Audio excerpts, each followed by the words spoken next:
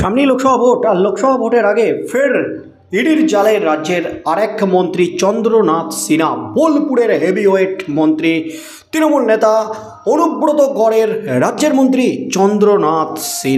চন্দ্রনাথ সিনহার বাড়িতে গতকাল 14 ঘন্টা ধরে তল্লাশি অভিযান এবং চন্দ্রনাথ সিনহাকে হাই ভোল্টেজ জেরা চালায় ইডি আধিকারিকরা। 14 ঘন্টা পর চন্দ্রনাথ সিনহার বাড়ি থেকে বেরোয় ইডি।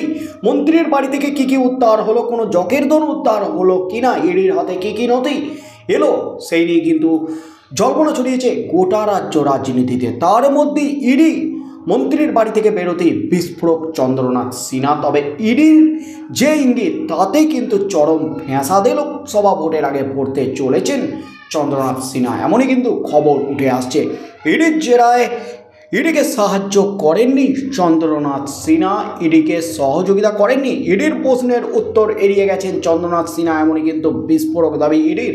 তাই এবার কিন্তু চন্দ্রনাথ সিনহার বিরুদ্ধে চরম অ্যাকশন নিতে চলেছে ইডি, এমনই কিন্তু খবর উঠে আসছে ইডি সূত্রে। এই মুহূর্তের সবচেয়ে বড় খবর, আর ইডি মন্ত্রীর বাড়ি থেকে বেরোতেই কিন্তু বিস্ফোরক রাজ্যের মন্ত্রী চন্দ্রনাথ সিনহা। যা বললেন তা দিয়ে কিন্তু নতুন করে শোরগোল রাজ্য রাজনীতিতে।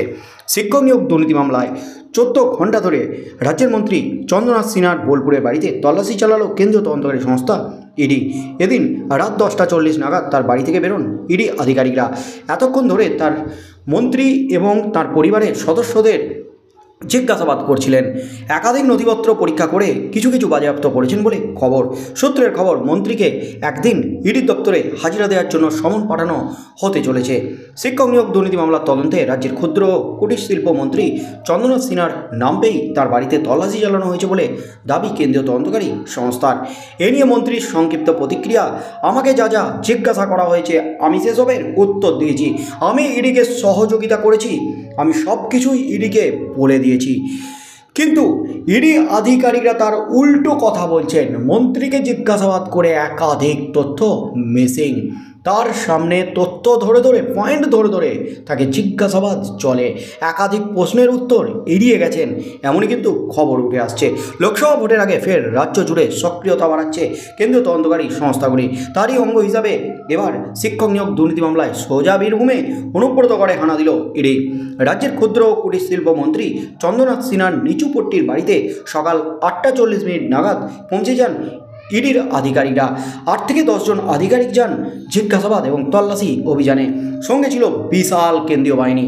সে সময় মন্ত্রী এই বাড়িতে ছিলেন না, তিনি ছিলেন মুরাইয়ে গ্রামের বাড়িতে। ইডি হানার খবর পেয়ে দুপুর প্রায় 2টো নাগাদ বোলপুর এসে পৌঁছান তিনি। তা নিয়েও প্রশ্ন তুলেছে ইডি। মুরাই থেকে বোলপুর আসতে 2 থেকে 3 ঘন্টা সময় লাগার কথা, কিন্তু মন্ত্রী প্রায় 5 ঘন্টা পর কেন এলেন, কি করছিলেন মন্ত্রী?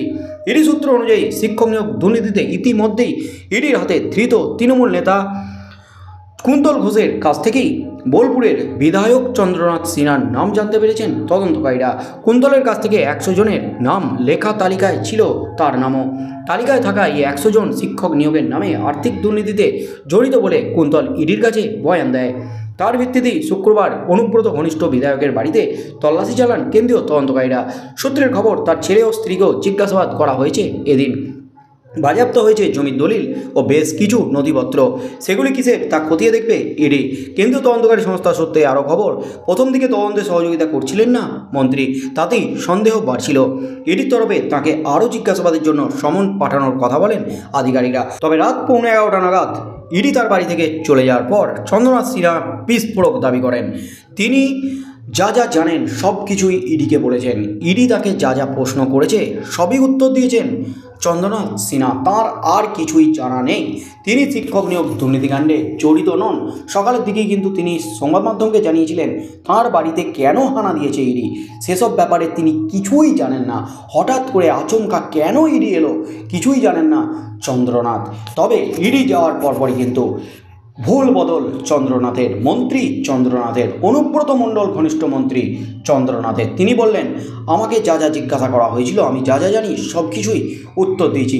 এদিকে ইডির হাতে কিন্তু 100 জন হেভিওয়েটের তালিকা, যাদের নামে কিন্তু আর্থিক প্রতারণার অভিযোগ রয়েছে, আর এই অভিযোগটা করেছেন কুন্তল ঘোষ। ইডির হাতে এই 100 জনের তালিকায় নাম ছিল মন্ত্রী চন্দ্রনাথের।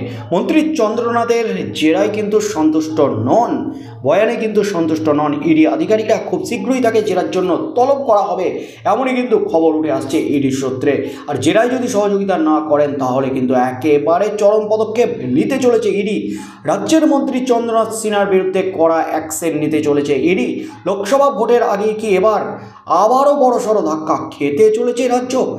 কারণ রাজ্যের একাধিক মন্ত্রী বিধায়ক এই মুহূর্তে রয়েছেন বিভিন্ন দুর্নীতিকাণ্ডে জেলে। অনুব্রত মণ্ডল তৃণমূলের হেভিওয়েট নেতা গরু পাচার মামলায় রয়েছেন জেলে। এদিকে শিক্ষক নিয়োগ দুর্নীতিকাণ্ডে রয়েছেন পার্থ চ্যাটার্জি, মানিক ভট্টাচার্য, জীবন কৃষ্ণ সাহা ছাড়াও একাধিক ছোট বড় তৃণমূল নেতা, একাধিক শিক্ষাকর্তারা। আর রেশন দুর্নীতিকাণ্ডে গ্রেপ্তার হয়েছেন রাজ্যের হেভিওয়েট মন্ত্রী জ্যোতিপ্রিয় মল্লিক। সব মিলিয়ে কিন্তু হুলস্থুল একেবারে রাজ্য রাজনীতি। বিরোধীরা কিন্তু এইটাকে ইস্যু করে একেবারে তেড়ে ফুড়ে লোকসভা ভোটের আগে তৃণমূলের বিরুদ্ধে, রাজ্য সরকারের বিরুদ্ধে প্রচার শুরু করে দিয়েছে। তার উপরেই কিন্তু বোধের উপর বিস্ফোরা হয়ে গেল গতকালের মন্ত্রী চন্দ্রনাথের বাড়িতে ইডির হানায়। চন্দ্রনাথের বাড়ি থেকে কিন্তু একাধিক নথিপত্র বাজেয়াপ্ত হয়েছে, জমির দলিল, সম্পত্তির দলিল বাজেয়াপ্ত হয়েছে, একাধিক নথি বাজেয়াপ্ত হয়েছে।